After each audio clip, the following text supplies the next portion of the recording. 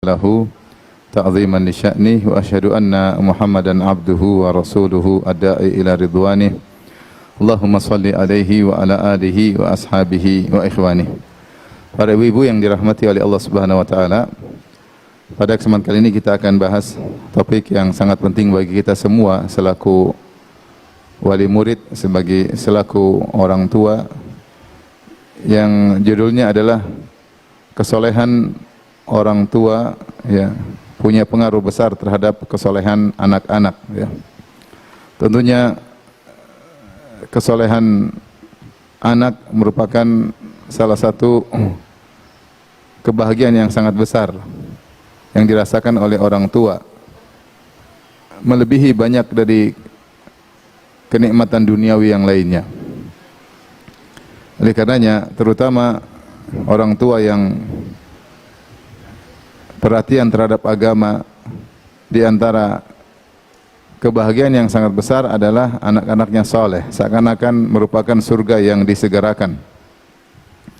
Karena kita dapati bagaimana para nabi, mereka perhatian untuk mendoakan atau berdoa kepada Allah untuk mendapatkan anak saleh. Sejak anaknya belum ada sampai ketika anaknya sudah ada, ya. Seperti Nabi Ibrahim alaihissalam, ketika harus pergi meninggalkan kampung halamannya Babil menuju negeri Syam, maka dia berdoa, Rabbi habli minas salihin, ya Allah anugerahkanlah aku anak yang saleh. Dia belum punya anak, dia sudah berdoa. Dan demikian juga ketika dia sudah punya anak, maka dia lebih banyak berdoa lagi, seperti yang Allah abadikan dalam surat Ibrahim, wa idh qala Ibrahim, ya, Rabbi ja'al hadha al-balada amina wa junubni wa baniya an na'budal asnam. Ketika Ibrahim berdoa, ya Rabbku, jadikanlah negeri-negeri yang aman, ya, dan jauhkanlah aku dan anak keturunanku, ya, jauhkanlah aku dan anak keturunanku dari penyembahan terhadap berhala, dari kesyirikan. Dia mendoakan anaknya. Kemudian doa-doa selanjutnya, di antaranya dia berdoa, Rabbi ja'alni muqimas salati wa min dzurriyyati. Rabbana wa taqabbal du'a. Ya Allah, jadikanlah aku dan anak-anakku sebagai penegak salat. Dia mendoakan anak-anaknya. Demikian juga ketika Allah berfirman, Inni ja'iluka lin-nasi imama. Wahai Ibrahim, ya, kata Allah, wa idz batala Ibrahim rabbuhu bikalimatin fa atammahun. Ketika Allah menguji Ibrahim dengan ujian-ujian, perintah-perintah, fa'atammahun, maka Ibrahim pun menunaikan perintah-perintah tersebut, menjalankan dengan sempurna. Setelah itu Allah berkata, Inni ja'iluka linnasi imama. Aku akan menjadikan engkau, Ibrahim, sebagai pemimpin manusia, itu sebagai qudwah, sebagai suri teladan. Maka Ibrahim berkata, qala wa min dzurriyyati. Wa min dzurriyyati. Demikian juga anak-anakku, ya Allah, jadikanlah mereka juga sebagai qudwah, ya. Jadi dia mendoakan anaknya, ingin anaknya juga baik. Dan itu juga sebagaimana doa Nabi Zakaria, hunalika da'a Zakaria rabbahu qala rabbi habli min ladunka dzurriyyatan thayyibah. Zakaria berdoa, ya Allah anugerahkanlah kepadaku dzurriyyah thayyibah, anak yang baik, anak yang baik, ya. Kemudian dalam ayat yang lain Zakaria menjelaskan dia ingin punya anak supaya anaknya melanjutkan tugasnya sebagai dai, sebagai pengajar. Makanya dia berkata, sebagaimana dalam surat Maryam, dzikru rahmati rabbika abdahu Zakaria idz nada rabbahu nidaan khafiyya qala rabbi inni wahana al-'azmu minni washta'ala ar-ra'su shayba wa lam akum bidu'aika rabbi syaqiyya wa inni khiftul mawaliya mi wara'i wa kanat imra'ati akhira fahab li min ladunka waliya yarithuni wa yarithu min ali Yaqub. Dia mengatakan, ya Allah aku sudah tua, rambutku sudah putih semua, tulangku sudah lemah, ya, istriku mandul, sementara aku punya murid-murid yang harus ada yang ngurus, ya. Maka anugerahkanlah kepada aku anak saleh yang mewarisiku dalam berdakwah, dalam ilmu, untuk mengajari masyarakat. Jadi dia berdoa ingin punya anak yang saleh. Karena apa? Anak soleh itu merupakan karunia yang sangat sangat besar kalau kita punya anak soleh. Seakan-akan surga yang disegerakan. Saya katakan tadi, kalau boleh saya katakan, anak soleh adalah surga yang disegerakan. Yang kalau kita suruh dia nurut, yang kalau dia sholat tidak usah kita perintah, dia jalan sendiri ke masjid. Ini luar biasa anak seperti ini. Tapi kalau kita dapat anak yang nakal, kerjanya main game melulu, ngabisin duit orang tua, ya, disuruh membantah, ya, apalagi terjerumus dalam kenakalan-kenakalan remaja, maka seakan-akan neraka yang disegerakan. Seakan-akan neraka yang disegerakan, menjadikan penderitaan bagi orang tuanya, meskipun orang tuanya mungkin secara finansial, secara ekonomi kaya raya, tapi kalau anaknya nakal, anaknya membangkang, tiap hari nyakiti hati ibunya, nyakiti hati ayahnya, seakan-akan kedua orang tuanya dalam kesengsaraan, seakan-akan di depan mereka ada neraka yang disegerakan. Oleh karenanya, keinginan untuk mendapatkan anak soleh adalah impian bukan cuma kita, impian para nabi, impian para nabi. Makanya Allah Subhanahu wa taala menyebutkan di antara ciri penghuni surga adalah orang-orang yang suka mendoakan anak-anaknya. Ketika Allah sebutkan dalam ciri-ciri ibadur rahman di akhir surat Al-Furqan, wa ibadur rahmanil ladzina yamshuna 'alal ardi hauna, dan hamba-hamba Allah yang mereka berjalan di atas muka bumi dengan penuh tawadhu. Allah sebutkan banyak sifat. Di akhirnya Allah mengatakan ulaika yujzaunal ghurfata bima sabaru. Mereka itulah orang yang mendapatkan surga. Di antara ciri-cirinya Allah berfirman, walladzina yaquluna rabbana hab lana min azwajina wa dhurriyyatina qurrata a'yun. Dan orang-orang yang senantiasa berdoa. Di sini Allah menggunakan fi'il mudhari'. Walladzina yaqulun. Yaqulun itu fi'il mudhari'. Kalau kita, itu yang menunjukkan kesinambungan. Kalau bahasa Inggris apa? Continuous apa? Tense. Yang menunjukkan apa? Kesinambungan. Itu orang-orang yang senantiasa berdoa kepada Allah, ya Rabb kami, anugerahkanlah bagi kami, ya, dari istri-istri kami maupun anak-anak kami yang menyejukkan pandangan kami. Berarti orang-orang penghuni surga selalu mendoakan istri, selalu mendoakan anak-anak, agar anak-anak menjadi qurrata a'yun, yaitu penyejuk pandangan yang menjadikan kebahagiaan, yaitu anak-anak yang saleh. Maka kita bisa mengukur diri kita. Kalau kita jarang mendoakan istri dan anak-anak, kita berarti kurang saleh, ya. Ciri orang saleh adalah suka mendoakan anak-anaknya. Jadi inilah impian para anbiya, para nabi, impian kita semua agar anak kita menjadi soleh dan solehah, ya. Makanya perhatian syariat terhadap agar punya anak soleh ini luar biasa. Tentu sebab-sebab agar anak-anak soleh banyak. Sebab-sebab agar anak soleh banyak. Namun pada kesempatan kali ini saya ingin menyampaikan satu sebab saja, bahwasanya di antara sebab anak-anak menjadi soleh adalah kedua orang tuanya juga apa? Soleh. Kedua orang tuanya juga soleh. Dan hal ini disebutkan dalam Al-Quran maupun dalam hadis-hadis Nabi SAW, bahwasanya kesolehan dua orang tua mempengaruhi kesolehan anak-anak. Hukum asal dengan keadilan Allah Subhanahu wa taala, seharusnya seseorang kalau berbuat maksiat maka untuk dirinya, dan kalau berbuat kebaikan untuk dirinya, tidak terpengaruh kepada orang lain. Ini hukum asalnya. Seperti contohnya terkait dengan dosa, ya. Kalau dia berdosa, dia tanggung sendiri, enggak akan berefek pada orang lain. Kalau dia berbuat kebajikan, maka untuk dia sendiri, dia tidak mengambil kebajikan orang lain atau tidak berefek pada orang lain. Hukum asalnya demikian. Dengan keadilan Allah mengatakan misalnya, wala taksibu kullu nafsin illa 'alaiha wala taziru waziratu wizra ukhra. Tidaklah satu jiwa melakukan dosa kecuali kemudaratan akan menimpa dia sendiri. Kata Allah, tidaklah seorang melakukan dosa kecuali kemudaratannya akan menimpa dia sendiri, dan seorang tidak akan menanggung dosa orang lain, ya. Tidak akan menanggung dosa orang lain. Dan ayat seperti ini banyak, ya. Allah mengatakan wala taziru waziratu wizra ukhra, ya. Dalam surat Al-Isra misalnya, man ihtada fa innama yahtadi li nafsihi wa man dhalla fa innama yadhillu 'alaiha wa la taziru waziratu wizra ukhra. Siapa yang dapat hidayah maka untuk dia, siapa yang sesat maka dia sendiri yang sesat. Seorang tidak akan menanggung dosa orang lain. Demikian juga dalam surat Az-Zumar.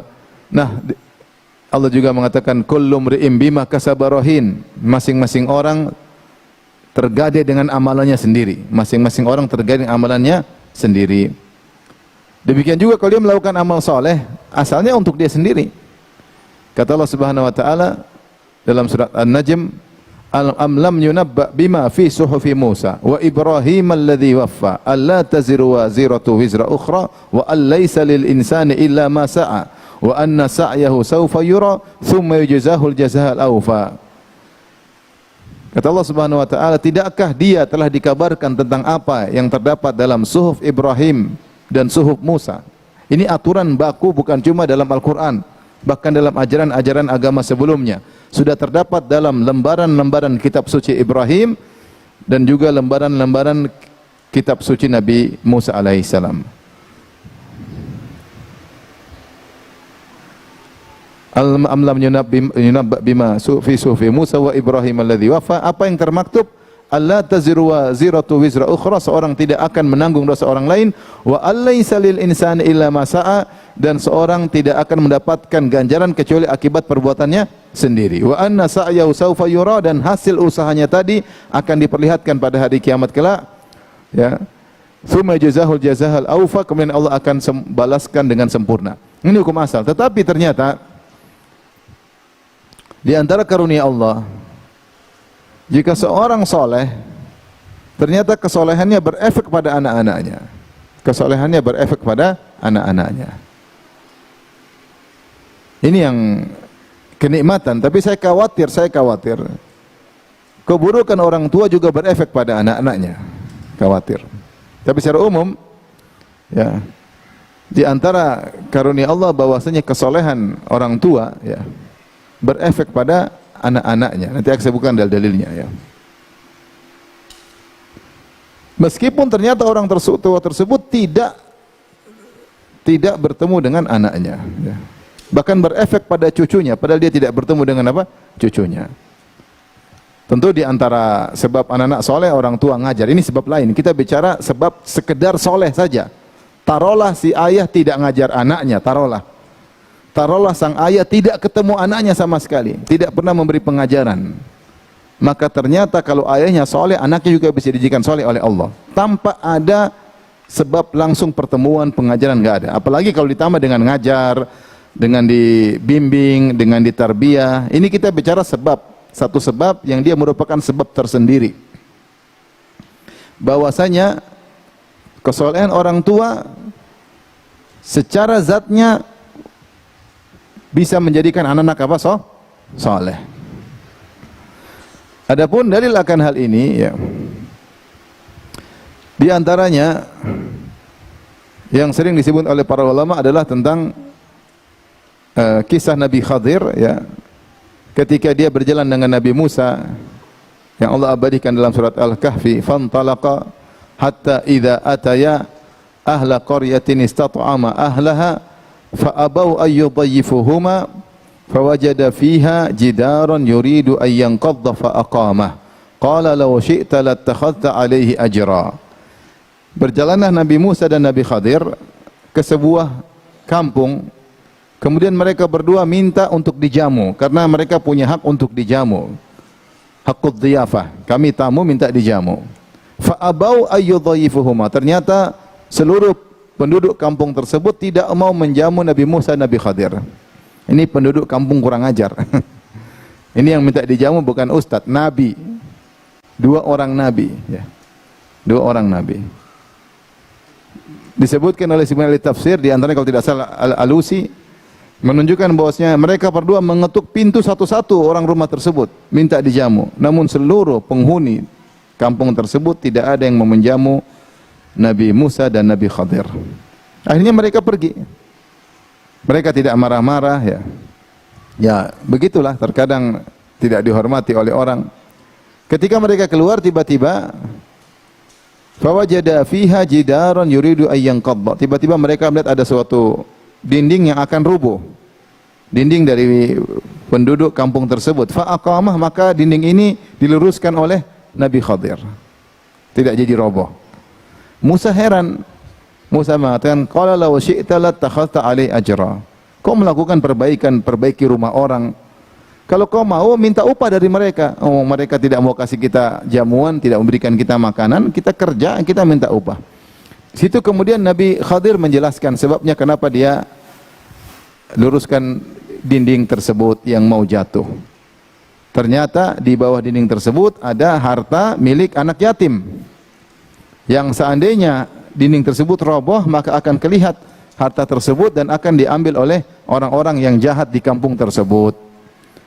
Maka Allah berfirman menceritakan perkataan Nabi Khadir kepada Nabi Musa, wa ammal jidaru fakana li gulamaini yatimaini fil madinati wa kana tahtahu kanzul lahuma wa kana abuhuma salihah fa arada rabbuka ay yablugha ashuddahuma wa yastakhrija kanzahuma rahmatan min rabbik. Kata Nabi Khadir, sesungguhnya dinding tersebut adalah milik dua anak yatim yang tinggal di kota itu kota orang-orang bejat. Di tengah-tengah orang bejat tersebut ada dua anak yatim, yang yatim berarti belum balik, masih kecil-kecil. Wa kana tahtahu kanzul lahum, ternyata di bawah dinding tersebut ada harta mereka. Kalau jatuh dindingnya, orang akan ambil, orang jahat itu akan ngambil hartanya. Kata Nabi Khadir, fa arada rabbuka wa kana abuhuma salihah. Dan bapak dari dua anak yatim ini adalah bapak yang saleh, tapi sudah enggak ada. Kemudian mereka berdua anak yatim. Jadi bapaknya tidak sempat ngajarin kedua anak ini karena sudah meninggal. Tidaklah dikatakan anak yatim kecuali bapaknya meninggal sementara dia belum balik. Itu namanya definisi yatim. Yatim itu apa? Anak yang meninggal, anak yang bapaknya meninggal sementara dia belum balik. Para ulama khilaf tentang yang dimaksud dengan bapak mereka berdua.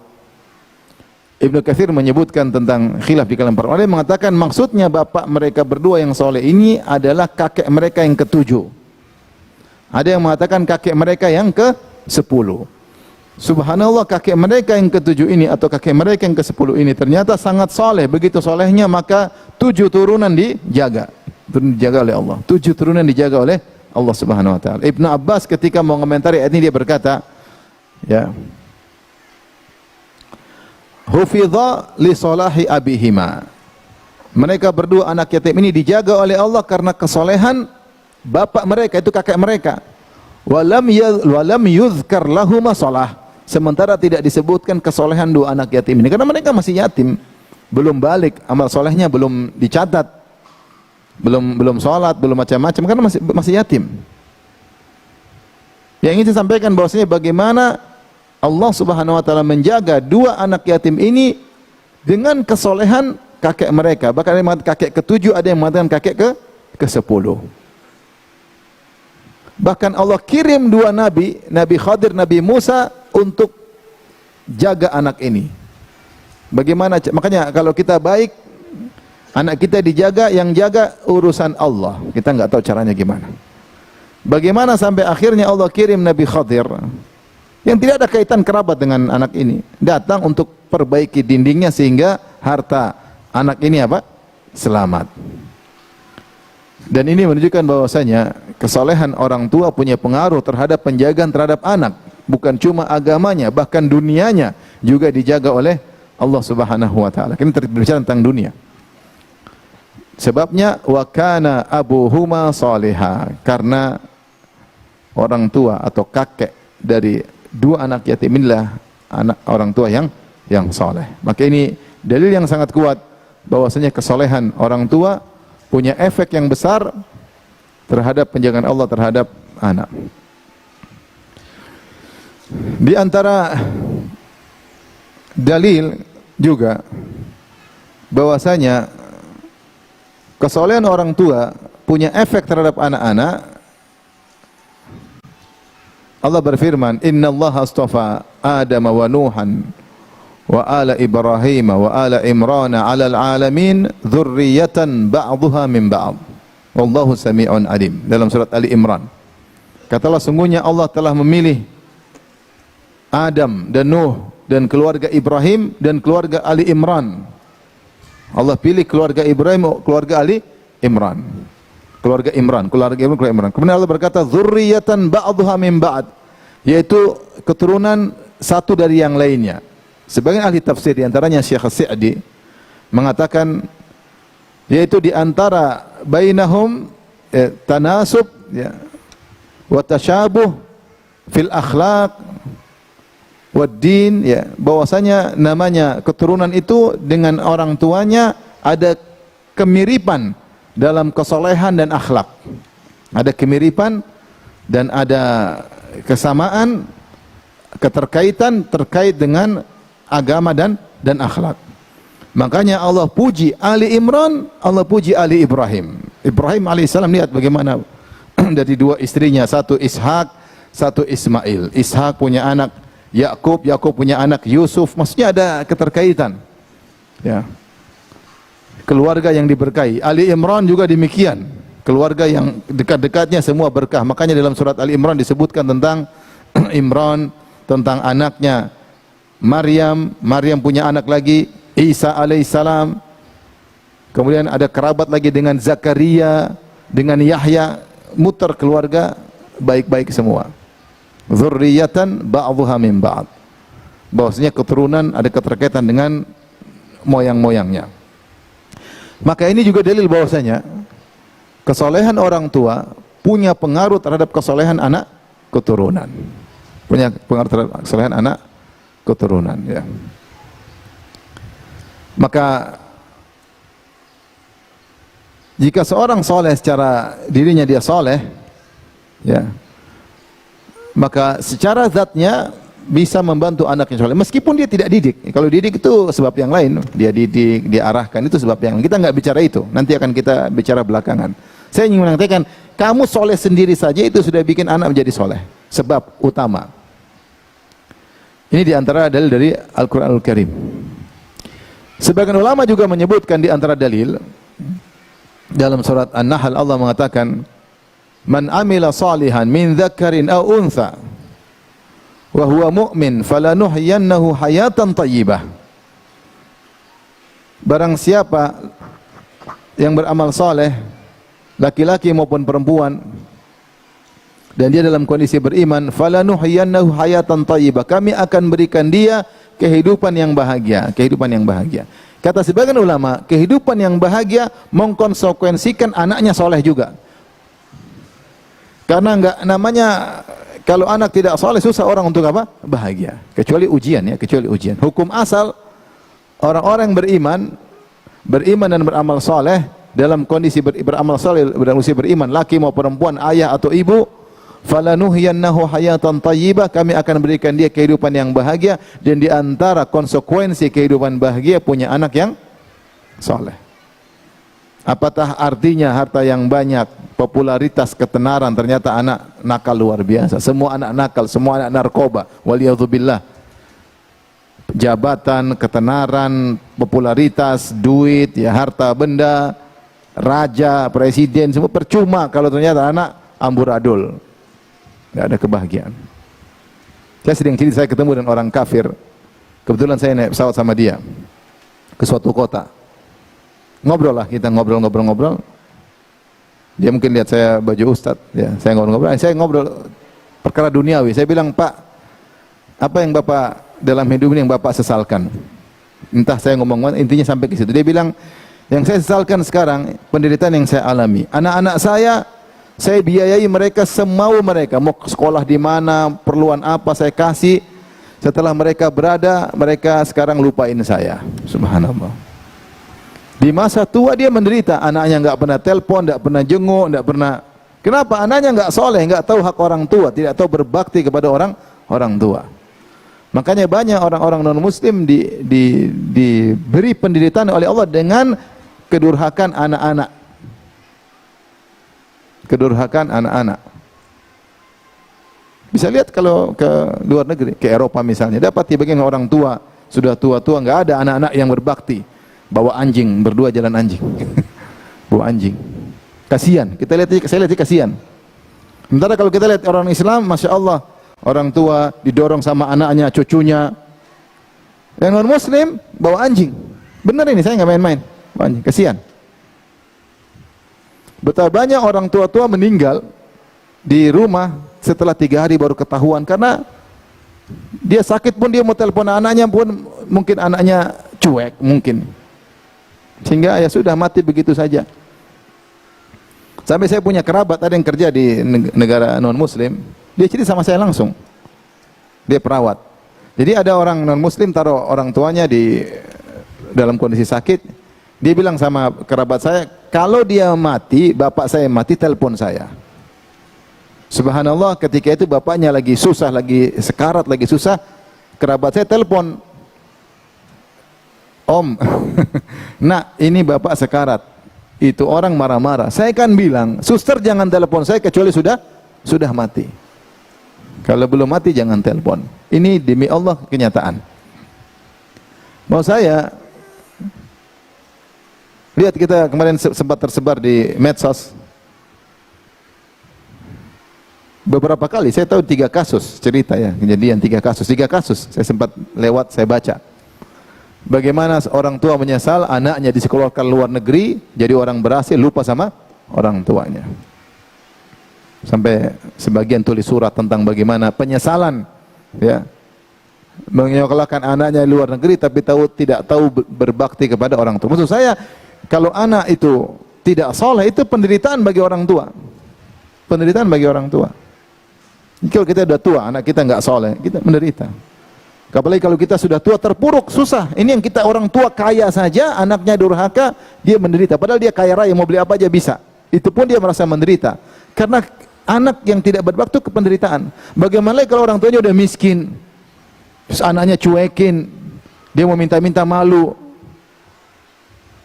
Penderitaan luar biasa. Makanya sebagian ulama ketika menafsirkan firman Allah, "Man amila salihan min dzakarin aw untha wa huwa mu'min faluhyahya hayatan thayyibah." Siapa yang beramal soleh, laki-laki maupun perempuan, dalam kondisi beriman, kami akan berikan dia kehidupan yang nyaman. Konsekuensinya kehidupan bahagia adalah memiliki keturunan yang soleh dan soleha. Syaratnya beriman dan beramal soleh. Syaratnya beriman dan beramal soleh. Ini semua dalil, saya sebutkan 3 ayat, menunjukkan bahwasanya kesolehan orang tua secara zatnya punya pengaruh terhadap kesolehan anak-anak. Adapun dari Al-Qur'anul Karim, dari hadis Nabi sallallahu alaihi wasallam, para ulama berdalil dengan sabda Nabi sallallahu alaihi wasallam, wasiat Nabi kepada Ibnu Abbas radhiyallahu taala anhuma. Nabi berkata, "Ihfazillaha yahfazka." Jagalah Allah, maka niscaya Allah akan menjagamu. Jagalah Allah maksudnya yaitu jagalah perintah-perintah Allah kau kerjakan, dan jagalah larangan-larangan Allah, jangan sampai kau langgar. Itu maksudnya jagalah Allah. Ihfazillah maksudnya jagalah perintah-perintah Allah untuk kau kerjakan, dan jagalah larangan-larangan Allah, jangan sampai kau langgar. Niscaya apa balasannya? Yahfazka, Allah akan jaga engkau. Kata para ulama, Allah akan jaga engkau, yaitu jaga agamamu, jaga hartamu, jaga duniamu, di antara jaga istri anakmu. Allah jaga anak dan istrimu. Oleh karenanya, hal ini dipraktekkan oleh sebagian salaf, diriwayatkan dari Ibn al-Musayyab rahimahullahu ta'ala, dia berkata, "Inni la azidu fis salati." Sungguhnya aku tambah salatku, semakin banyak salatku, ya. Li ajlik, dia berkata kepada anaknya, saya ini salat panjang karena engkau wahai putraku. Raja'an an uhfadza fika, aku berharap Allah menjagaku dengan menjagamu. Allah menjagaku yang konsekuensinya menjagamu pula. Karena di antara bentuk Allah menjagaku adalah menjaga anakku. Jadi dia sengaja banyak salat supaya Allah jaga anaknya. Dia sengaja banyak salat agar Allah menjaga anaknya. Oleh karenanya tidak mengapa kalau kita semangat beramal soleh sambil kita merenungkan di antara maslahat duniawi dan juga sebenarnya maslahat ukhrawi. Karena kalau anak soleh kan kita yang juga diuntungkan, yang doain juga kita, dia. Kalau dia beramal soleh, pahalanya juga bisa ngalir sama kita kalau kita yang ngajarin. Maka kita semangat baca Quran untuk anak-anak di antaranya. Semoga dengan saya baca Quran ini, hari ini saya baca Quran 1 juz, setengah juz, hari ini saya bangun malam, hari ini saya bersedekah, semoga Allah menjaga saya dan juga menjaga apa? Anak-anak. Sebaliknya ketika seorang akan bermaksiat, dia pikir juga, jangan sampai Allah tidak jaga saya, Allah tidak jaga anak-anak saya. Ketika seorang ibu-ibu mau nonton film Korea, tunggu dulu. Jangan sampai saya nonton film Korea, nanti dampaknya kepada anak-anak.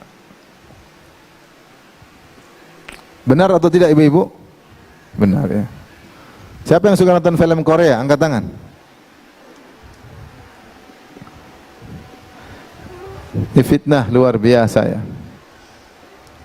Sekarang film Korea bukan remaja-remaja nonton, bahkan remaja-remaja penuntut ilmu, bahkan di ma'had nonton film apa? Korea. Fitnah ya ikhwani akhwat, fitnah. Medsos ini luar biasa. Sebelum jadi ibu rumah tangga, hobinya nonton film Korea. Setelah ibu rumah tangga, hobinya berlanjut. Saya kapan ngisi pengajian di Malang, saya ketemu seorang psikiater, psikolog. Dia cerita, Ustaz, banyak masalah rumah tangga. Kenapa? Itu istrinya suka nonton film Korea. Masalah rumah tangga. Karena istrinya sering melihat laki-laki cantik di film Korea. Setelah lihat putih, menarik, terus lihat suaminya seperti donat gosong. Bahkan di antara ibu-ibu tersebut pingin suaminya berpenampilan Korea. Ini demi Allah cerita sama saya. Jadi suaminya harus pakai celana pendek, harus baju-baju Korea supaya dia bisa berhasrat. Kasihan. Pengaruh maksiat luar biasa. Jangan disangka itu pengaruh cuma buat anti dan suami, enggak. Anak-anak juga bisa kena. Allah tidak jaga anak-anak gara-gara tidak jaga kita. Ini yang saya khawatirkan. Maka seorang ketika yang bermaksiat, dia jangan egois. Dia pikir juga anak-anak. Jangan sampai gara-gara saya akhirnya anak-anak juga kena dampak. Sebagian perkataan salaf dia mengatakan, sungguh saya melihat athar dampak maksiatku pada istriku, pada pembantuku dan pada tungganganku. Saya lihat dampak maksiat yang saya lakukan. Hanya gara hobi maksiat, akhirnya pengaruh rus agama, kehidupan rumah tangga tidak nyaman, kemudian juga pengaruh kepada anak-anak wal iyadzubillah. Jadi hadis Nabi,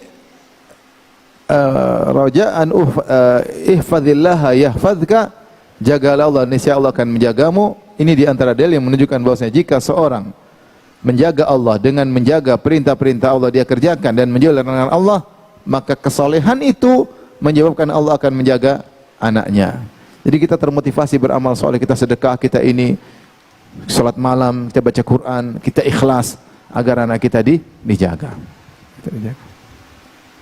Dan Allah menyuruh kita atau Nabi menyuruh kita untuk, atau syariat menyuruh kita untuk punya anak soleh luar biasa, terlalu banyak dalilnya ya.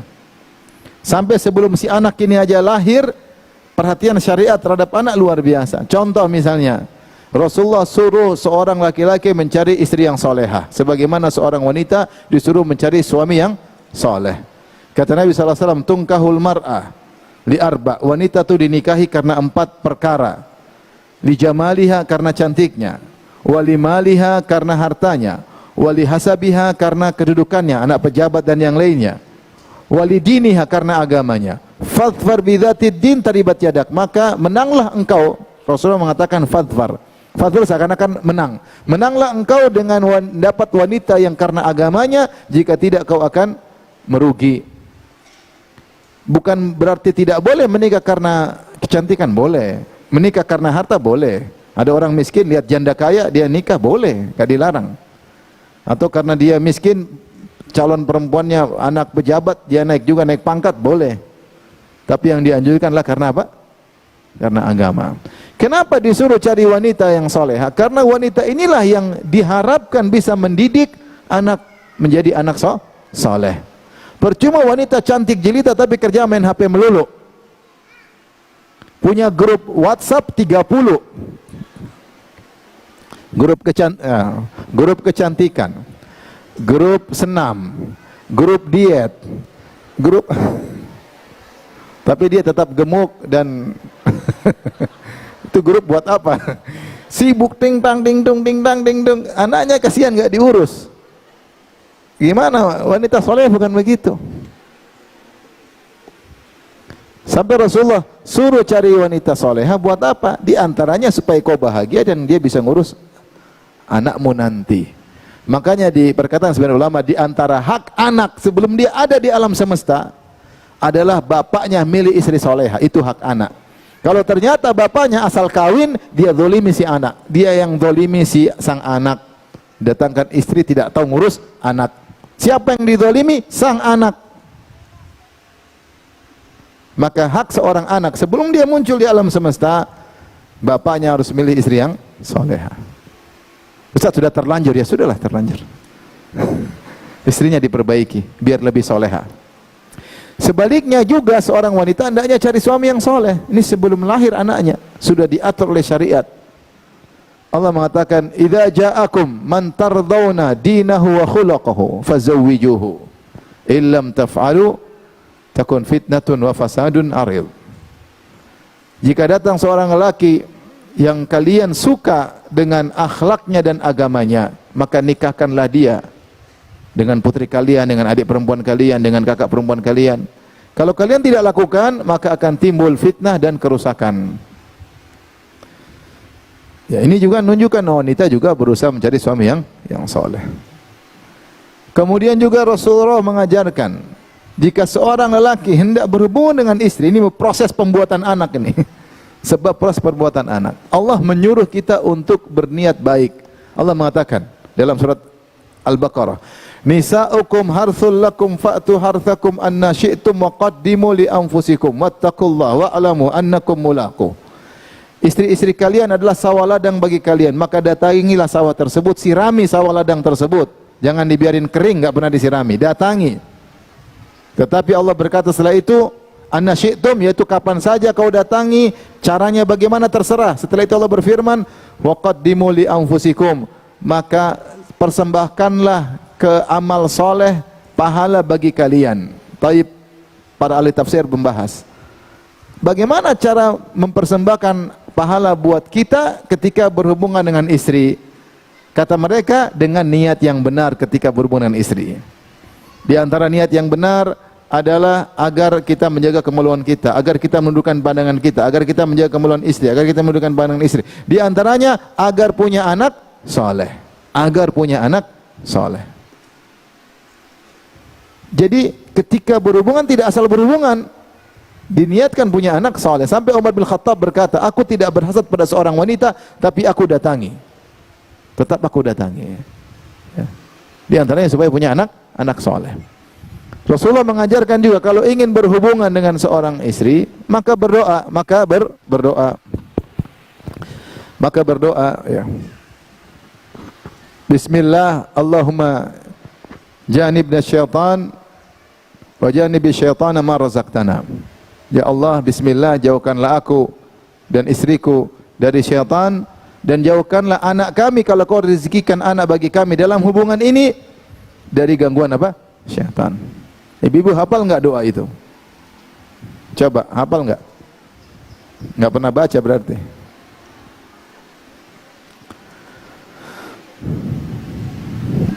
Apa doanya ibu? Allahumma Rabbana lakasumtu.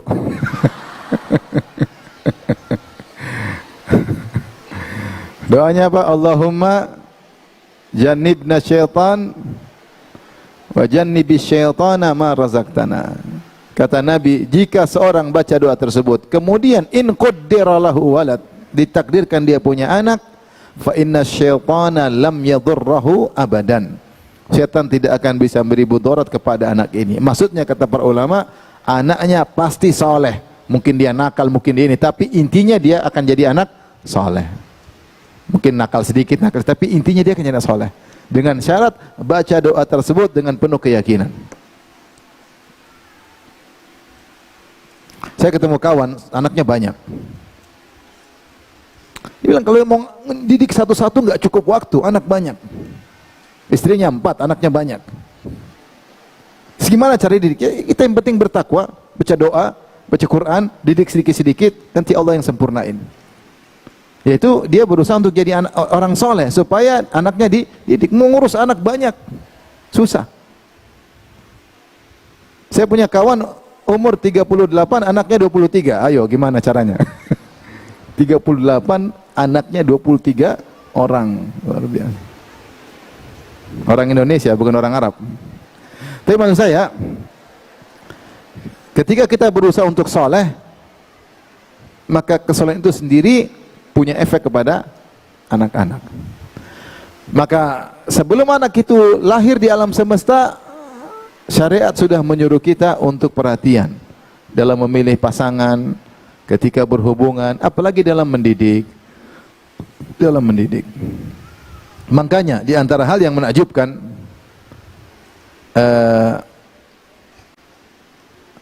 ibu-ibu tahu Al-Imam Al-Bukhari rahimahullahu ta'ala, Al-Imam Al-Bukhari rahimahullahu ta'ala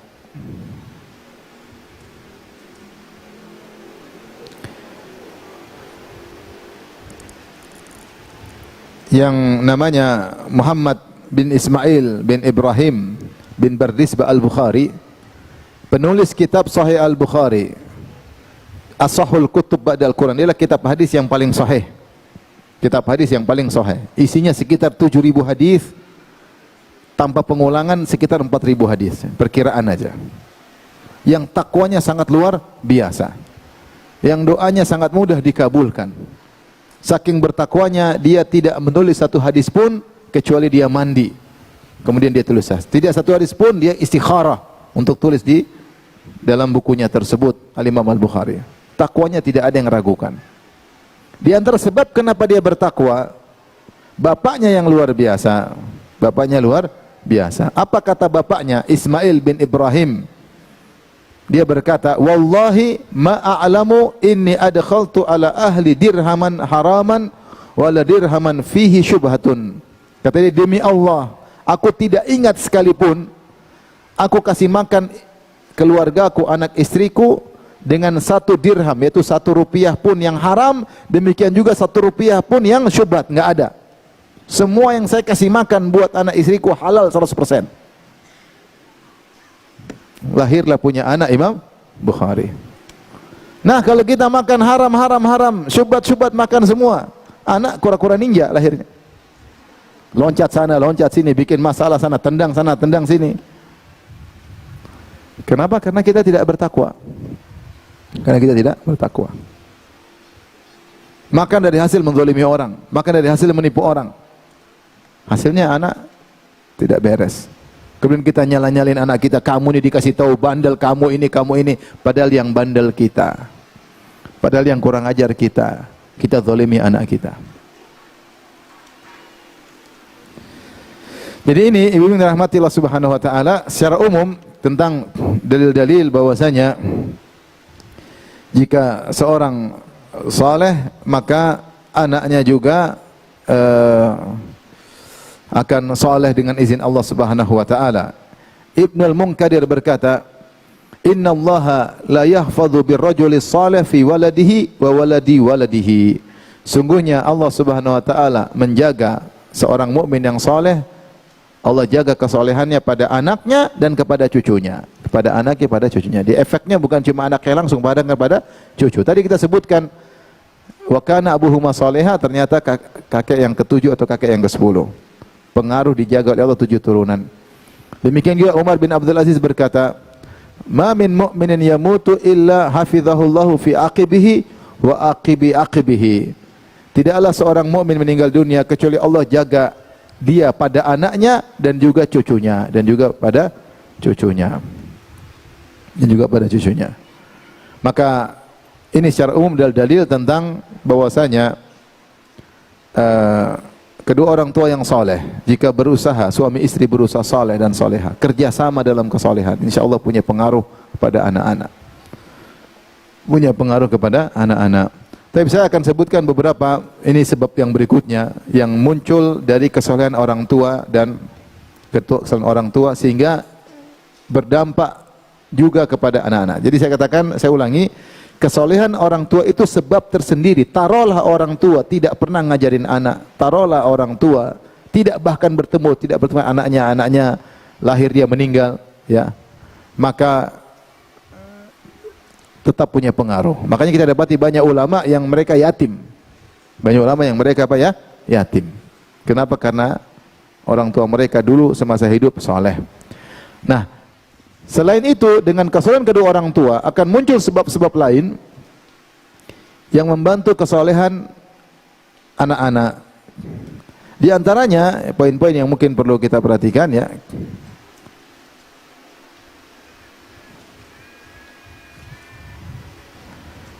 Maka orang tua yang soleh dan soleha akan selalu mengawasi anak-anaknya. Kapan anaknya terlihat mulai ada pelanggaran, maka mereka tegur dengan cara yang halus. Karena tidak ada yang maksum. Kita orang tua tidak maksum, kita juga bisa melakukan kesalahan, anak-anak pun demikian. Konsekuensi ayah dan ibu yang soleh tidak akan biarkan anaknya nakal melulu. Dia akan datang, dia akan panggil anaknya, dia peluk anaknya, dia nasihati. Karena mereka berdua peduli dengan anaknya. Tapi kalau orang tua tidak soleh soleha, yang pikiran mereka duniawi, anaknya nakal lah biasa. Anak-anak juga nakal, teman-teman juga nakal lah. Anak muda, Gen Z, Gen X, Gen Aluminium, Gen Milenial, macam-macam. Biarin aja. Jadi anggap biasa. Bagi kita orang tua yang soleh dan soleha, ini tidak biasa. Enggak, ini tidak bisa. Panggil dia, nasihati. Ini contoh pengaruh bahwasanya efek orang tua dengan kesolehannya mendidik anak-anak. Kemudian juga orang tua yang soleh dan soleha. Kalau ingin mendidik anak yang soleh, maka dia akan menyiapkan sebab-sebab kesolehan dalam rumah. Dia menyiapkan sebab kesolehan dalam rumah sehingga anaknya berada dalam lingkungan yang soleh, dalam bi'ah solehah. Contohnya di rumah sering dia baca Quran, di rumah dia sering sholat malam, di rumah dia sering sholat sunnah. Anaknya lihat, di rumah dia puasa sunnah.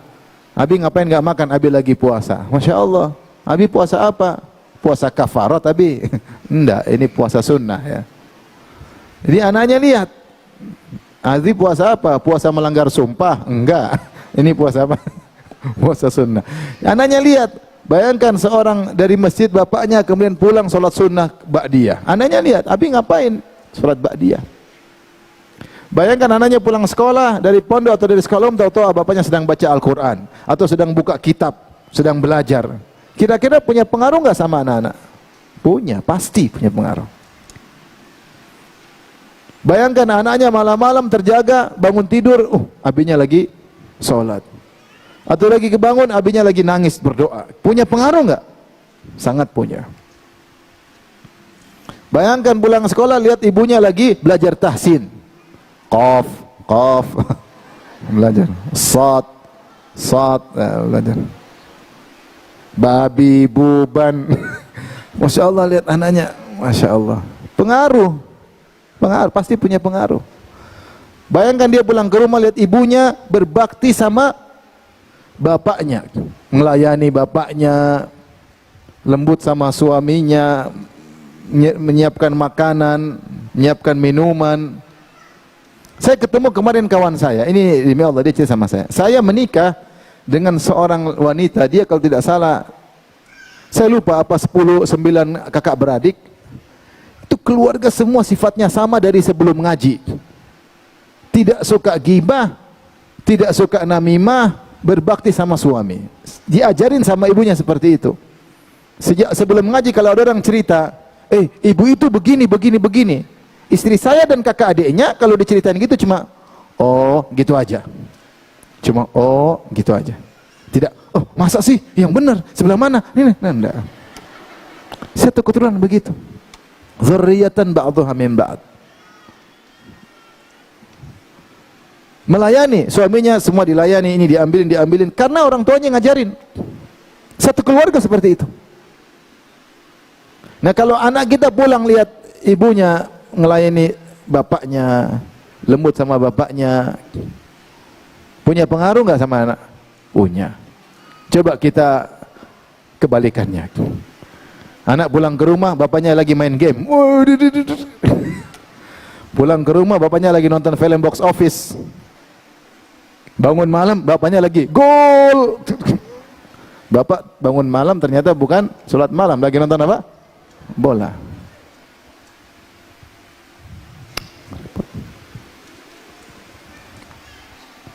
Pulang lihat ibunya lagi bentak-bentak bapaknya.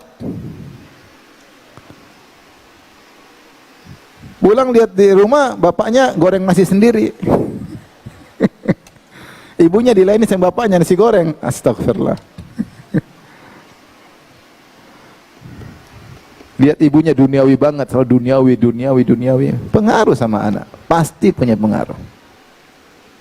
Maka kita kalau orang tua, maksudnya orang tua kalau soleh soleha, dia akan menyiapkan sarana dan prasarana untuk soleh di rumah.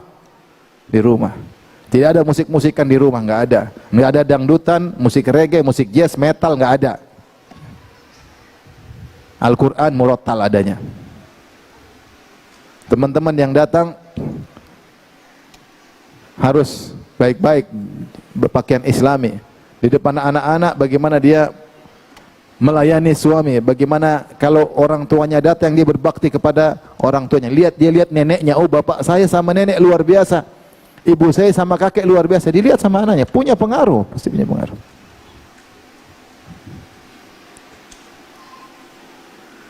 Baik.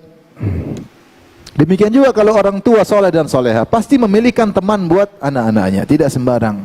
Dia akan tegur, nah ini nggak pantas main sama kamu, anaknya begini-begini, kamu nggak boleh. Kita ini keluarga baik-baik, jangan main seperti anak seperti ini. Saya pernah ada anak-anak main ke rumah, anak temannya anak. Main-main, saya biarin, tahu-tahu saya terdengar dia bilang anjing. Siapa itu? Teman anak. Saya lupa, saya suruh pulang atau saya bilang jangan main lagi sama ini. Tidak boleh lagi masuk ke rumah saya. Karena punya pengaruh nanti kepada anak-anak. Anak-anak ini ngomongnya kotor. Jangan, saya ngerusak anak saya dengan anak tetangga, anak teman, enggak boleh. Anak bilang anjing, oh nggak bisa lagi masuk ke rumah saya, nggak boleh. Saya harus jaga anak-anak saya. Anak-anak kalau ngobrol sama anak-anak kalau maunya kotor, kebun binatang disebut ya, hewan disebut ya.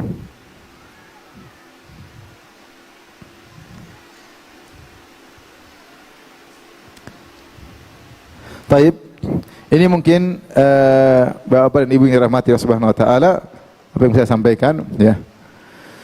Bahwasanya kalau orang tua soleh dan soleha, insya Allah punya pengaruh kepada anak-anaknya. Kalau dalam pepatah kita, buah jatuh tidak jauh dari apa? Pohon ya. Oleh karenanya ketika Maryam dituduh berzina oleh kaumnya, padahal bapak ibunya soleh, bapaknya Imran seorang alim ulama, dan ibunya wanita soleha, ya. Kemudian Maryam hamil tanpa suami. Maka mereka tuduh Maryam berzina. Maka mereka berkata, ya ukhta Haruna, ma kana abuka mra'a sau'in wa ma kanat ummuki baghiyya. Wahai Maryam, kenapa kau bisa berzina? Padahal bapakmu orang soleh dan ibumu tidak pernah berzina. Jadi mereka heran, kok bisa buah jatuh jauh dari pohonnya? Ini pohonnya ini bapaknya ulama, ibunya wanita soleh, kok anaknya pezina? Padahal Maryam tidak berzina. Jadi memang benar karena bapaknya soleh dan ibunya soleha, Maryam juga wanita sangat apa? Soleha. Dan anaknya pun sangat soleh. Siapa? Nabi Isa alaihissalam. Dzurriyyatan ba'dhuha min ba'd. Ini kaidah secara umum. Namun terkadang Allah menyelisihi kaidah karena ada maslahat di balik itu. Ujian. Bisa jadi orang tua soleh, anaknya nakal. Bisa terjadi. Dia punya anak sekian, satu nakalnya luar biasa. Contohnya Nabi Nuh alaihissalam. Ujian bagi Nabi Nuh. Kata para ulama, buat apa? Untuk menunjukkan bahwasanya hidayah di tangan Allah. Meskipun seorang sudah berusaha, tapi kalau menghendaki, dia nakal, dia kafir, hidayah di tangan Allah Subhanahu wa taala. Bahkan sebaliknya, hidayah di tangan Allah. Bisa jadi orang tua nakal, anak soleh. Mungkin keluar kaidah. Keluar dari kaidah yang berlaku. Contohnya Ibrahim, bapaknya Azar kafir, anaknya solehnya luar biasa. Tetapi secara umum kaidah berlaku. Kaidah berlaku. Sama seperti firman Allah Subhanahu wa taala, al-khabithatu lil-khabithin wal-khabithuna lil-khabithat wat-thayyibatu lit-thayyibin wat-thayyibuna lit-thayyibat. Wanita buruk-buruk untuk lelaki buruk-buruk, laki buruk-buruk untuk wanita buruk-buruk, wanita baik-baik untuk laki-laki baik, laki baik-baik untuk perempuan baik. Ini kaidah umum, terkadang keluar. Ternyata Asia punya suami siapa? Fir'aun. Ternyata Nabi Nuh punya istri kafirah, Nabi Lut punya istri kafirah. Ini keluar kaidah ujian namanya, ujian kehidupan. Tapi secara umum kita berusaha, kalau kita soleh dan soleha, tidak ada kata terlambat, insya Allah berdampak pada anak-anak. Kalau anak nakal, coba kita istighfar banyak-banyak. Anak-anak nakal nih, kok nakal? Coba kita perbaiki diri. Puasa sunnah, solat malam, jaga mulut, tidak gibah, kurangi duniawi, pikiran selalu akhirat, sambil berdoa. Mudah-mudahan anak bisa berubah. Demikian saja, wallahu ta'ala alam bisawab, apa yang bisa sampaikan. Kalau ada yang bertanya, saya persilahkan.